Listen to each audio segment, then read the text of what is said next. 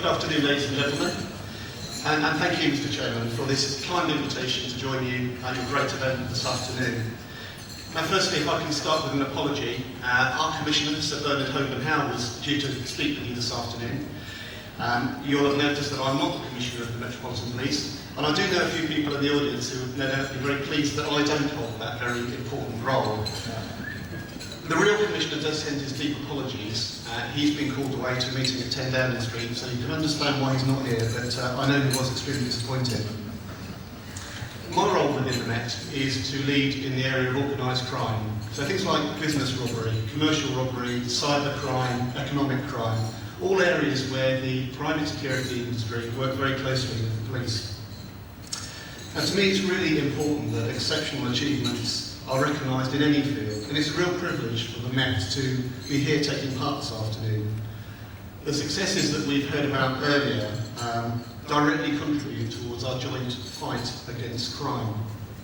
Now, the Met's got a vision for tackling crime. It's for a total war on crime, and you are key strategic partners in that fight.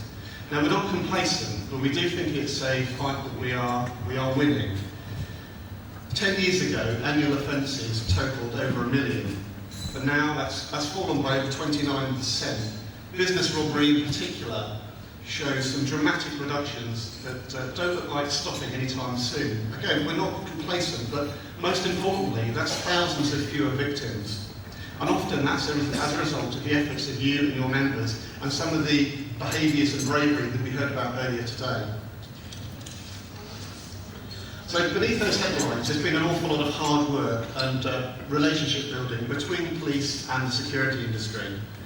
And we know that private business is at the heart of London's communities, providing essential local goods and services.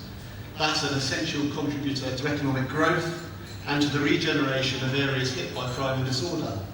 We know that many of the businesses that make the capital great are highly mobile, and we can't afford to have them driven out of the capital by failing to ensure that our city is safe.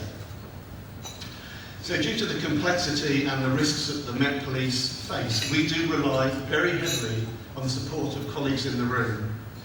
Without your help, expertise and dedication to duty, the successes that we enjoy, both in crime reduction and investigation, would not be possible. So through this approach, we've forged really strong alliances with your industry, and not just in the area of crime prevention, but also around investigation, developing intelligence, focusing our enforcement activity. Now, it won't have escaped your notice that this is an unprecedented period of austerity. Quite difficult to say, but I think we all know about it. The Met Police has to save in the region of £500 million, and this is likely to increase. Now, we know that we're not alone in this, and the current economic landscape affects both public and private sector alike. We've obviously spent some time looking at our options, and actually we're confident that we can become leaner and more efficient without compromising our frontline services. We will deliver more for less. So at the same time as we're making savings, we also need to invest. We need to invest in our people to see us through some difficult times, through training and professional development, all the way through to our senior management. We also need to provide our staff with the tools to assist in the fight against 21st century crime.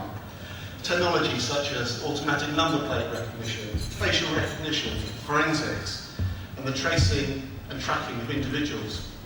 Things like surveillance are really important to us, but these days we don't necessarily need to follow people around in order to understand what they're doing. So the growth and diversification of technology, communications and social media is an issue for all of us in crime fighting. We need to invest in technology that's flexible and interoperates with people like yourselves, with other agencies and people overseas as well, to make sure that we can maintain control of the movements and finances of the world's criminals. This is about getting ahead of the criminal. They use technology to commit crime. We need to use technology to fight that crime, to find them and convict them. We can't just react to changes in offending behaviour. We need to be forward-thinking, proactive in our approach, and being on the front foot. So there's a really good example of that for me, which is cyberspace, a new and definite target. We know that a growing number of adversaries, baddies if you like, are looking to use cyberspace to steal, compromise and destroy critical data. We've got to find a way of confronting that, overcoming that threat. Because if we don't, our economic well-being, our infrastructure and our homes can all be directly affected. So this is an area where we need to invest more.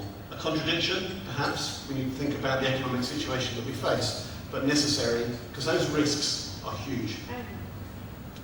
So in conclusion, there is an inextricable and vital alliance between policing and the private security industry, and it will remain so.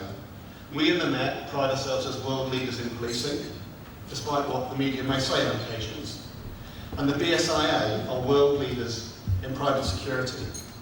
But we can't be complacent, neither of us. Criminals learn, they move forward, and so must we. So thank you for the opportunity to briefly address you this afternoon. I'm really looking forward to the remainder of the afternoon, hearing about the other awards and the outstanding achievements of your members. Thank you very much.